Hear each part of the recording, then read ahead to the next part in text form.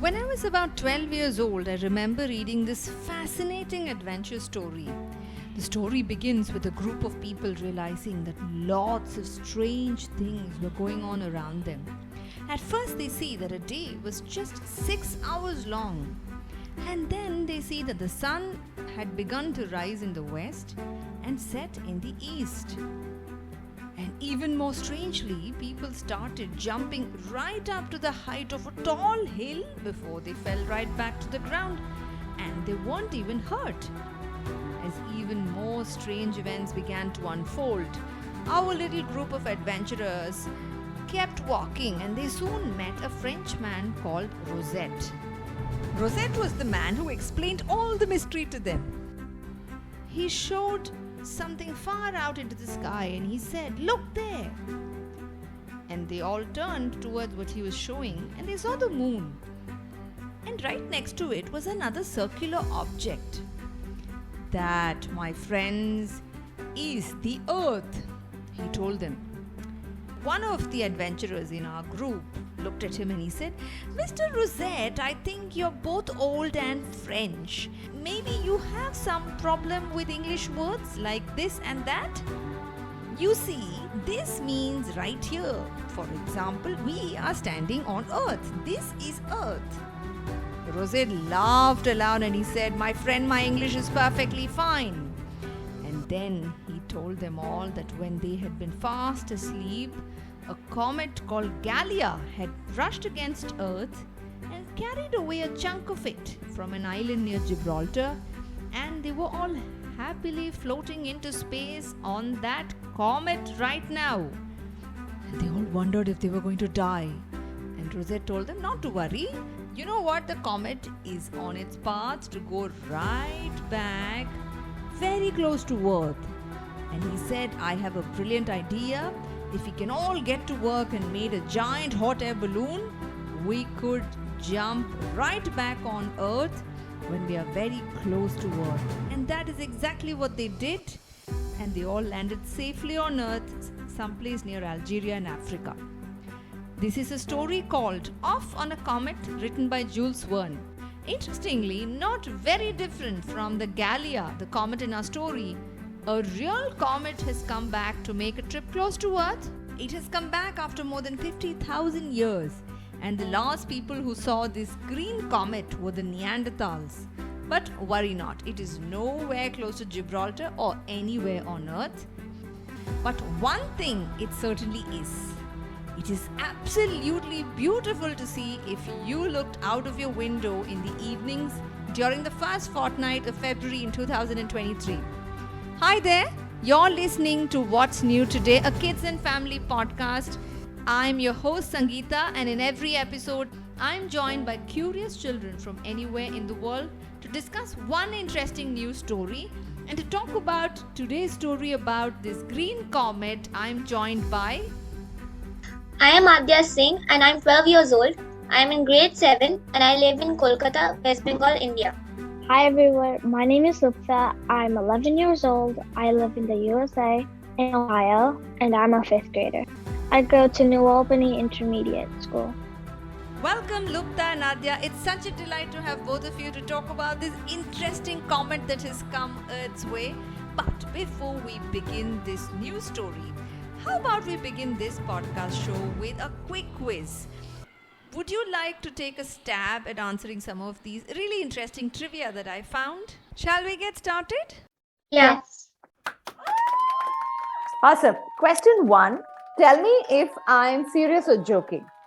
Most comets have tails, but most asteroids have no tails. That's true. Yeah, it's true. Cool. Yep, that is correct. Second one. Comets, once they come and visit Earth, never come back. They don't like to visit a planet they've already been to or been near. That's not true. Like the Halley's Comet, it visits after a fixed period of time. Yeah, you're just joking. I am just joking. Yeah, that's right. Halley's Comet, I think, comes to the Earth every 75 years or so. And the comet that we are going to talk about today is coming back to visit the Earth after 50,000 years. Third question. The first time people made telescopes, Galileo, I think, was the person who made the very first telescope. But after he made, a lot of people started using telescopes. The first people, or the first group of people who used these telescopes extensively were teachers who wanted to teach children in their classes about all the planets in the solar system. Or was it a group of merchants who were sailing on the seas and who wanted to use the telescopes to locate other ships on the sea? Which of this is correct? I'm not sure about that one. Yeah, me neither. Okay, if you had to take a wild guess, Luptha, which one would you go with? Probably the teachers. Aadya, what's your wild guess? I'd go with the merchants. Okay, the answer is the merchants. Hello. Is that a ship there? Let's look into that telescope. I know we're doing this recording a little before February 1st. So the entire period between the 1st and the 10th, if you take time out to just go out and gaze into the sky, are you guys likely to be excited to go out every day and see if you can see this comet? Yeah, actually my sister's already telling me that we'll go and find that comet. Yeah, same, because I really want to find the comet. When can we see this comet? The comet will be more visible to the people in the northern hemisphere and also in the southern hemisphere about 1st or 2nd February. You're right, Aadya. It comes closest to the Earth on the 1st of February. What do people need to be able to see this comet, Luptha? Do they need some expensive telescope? Well, people from the northern hemisphere could either use a telescope or binoculars. Do you think they can just use their eyes? The naked eye would be visible? They could see in their naked eye, but it would faintly be visible.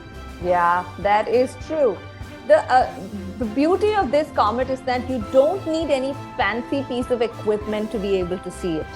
You can see it quite easily with just your naked eye. Does every comet have a tail? I think not all the comets have tails. I'm not sure about that. A comet is an icy rock and it's made up of gases. Like when it nears the sun, the ice and the gas heat up and that forms the tail that we see. I had read somewhere that comets get two tails. A comet also has a lot of dust. Now, both the dust and the gases heat up as the comet comes closer to the sun.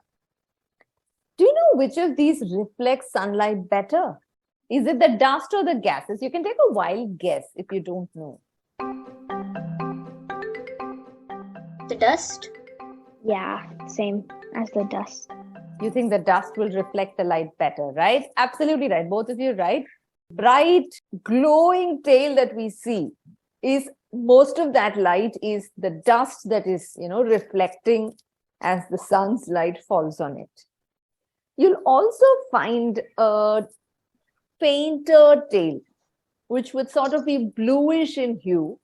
That is caused by all the gases inside the comet heating up.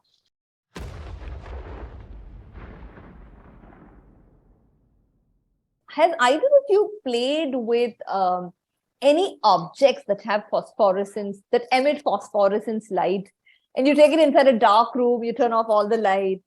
Have you seen it emitting light? Like a glow in the dark object. Yeah. Yeah.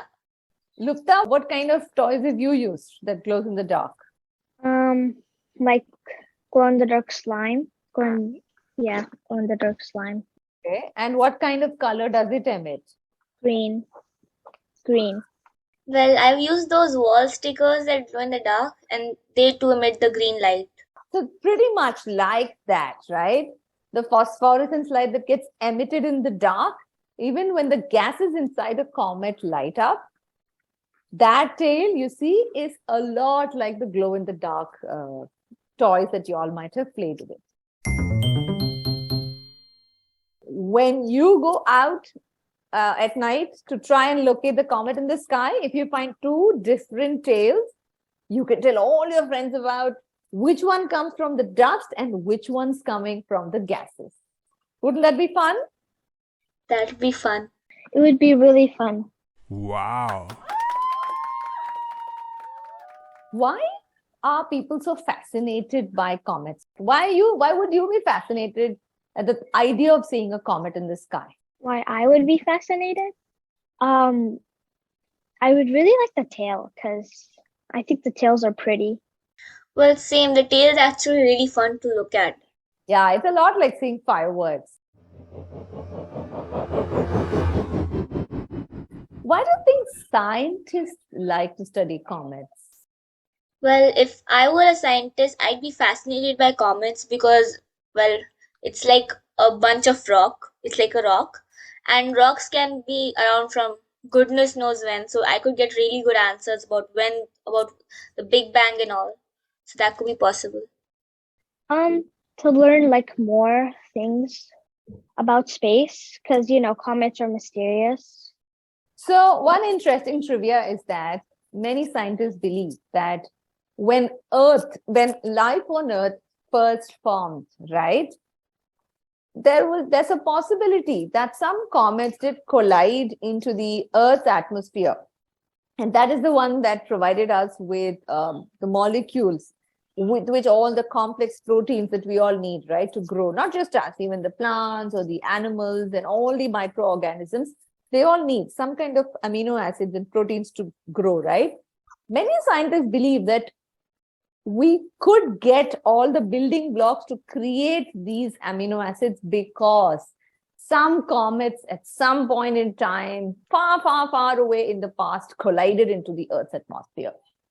That's another reason why scientists are very fascinated. They want to know how can they help us in future, if we need to create life somewhere else, etc. I have a question. Like, how do we know it was a comet and it was not an asteroid that hit us? It's a fantastic question. I forget the name of the laboratory, but I think it's somewhere in Hawaii. They did an experiment there. They created a vacuum. In this vacuum that they had built in Hawaii, they put the same gases. And they also, I think, allowed a lot of rays that are very similar to the kind of rays that you would see in space. It could be from the sun, from the other stars, the kind of light rays. And they flooded all of that inside this vacuum space with these gases. And they observed what was going to happen there. And they saw that a lot of the molecules that lead to the creation of amino acids and sugars were developing inside that vacuum space. Wow. That was so interesting. Is it? Okay, I'm so Yeah. thrilled. Do you know if comets are considered good or bad in most mythologies? I've read somewhere that comets are also considered like they bring evil tidings in some cultures. It's considered that. Luptha, have you heard anything about it? No, I haven't heard anything about it. In Greek, Roman mythologies, as well as in some Indian cultures also, they believe that comets bring, I'm not sure if it's evil tidings, but they can definitely bring about big changes in the lives of rulers. I don't know if either of you have you heard of a movie, an Indian movie called Ponniyin Selvan, which came out recently? Can you repeat the name? Ponniyin Selvan. No, I haven't heard. It's based on a story.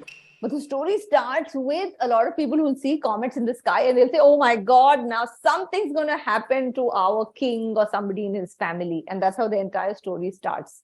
You might come across the significance of comets when you read stories with kings and queens. We'll move to the next interesting part of today's episode. Quiz time. Let's see how well you listened. Question 1. Comets often have two tails. One with dust and one because of the gas is glowing. Which of these two tails is likely to glow brighter? The dust tail is likely to grow brighter because dust reflects light better. The gas tail resembles like glow in the dark toys. Question number 2. When was the last time this comet that we're talking about came anywhere close to Earth for us to be able to see it easily? The last time people saw it, it was when the caveman, Yeah, Neanderthals lived. So that is 50,000 years ago. The last question. What are comets made of? Rocks or icy gases? Well, they're largely made of icy gases. Thank you so much for being a part of this recording. I really, really loved chatting with both of you. I hope you had as much fun as I had. yeah. Yeah, I loved it this time. Last time it was like nervousness. In one word, if you had to describe the experience of listening to any podcast, not just What's New Today, any other podcast, what would that one word be? Exciting. Interesting. I hope our listeners too found this episode exciting and interesting. And do get out there to see this comet. There are more than 12 comets that usually visit the Earth every year. So if you have missed the green comet, worry not. There's going to be another comet around the corner with its flashing tail for you to see. And also, if you enjoyed this banter between Luptha, Aadya and I, and if you find this a great way for you to catch up with the interesting news stories, do join our growing tribe of What's New Today podcast listeners every Monday and Friday. Click the follow and subscribe button so you're alerted when every new episode is released. And while you're at it, could I please request you to leave a rating and a review? That really, really helps us grow our listener base. We love to hear thoughts and comments from our listeners. Please do write in at hello@wsnt.in. And if you're a child between 6 and 16 and would like to feature on this episode as a co-host, follow us on our Instagram channel and you'll find out how to get on that bandwagon. And thanks for listening.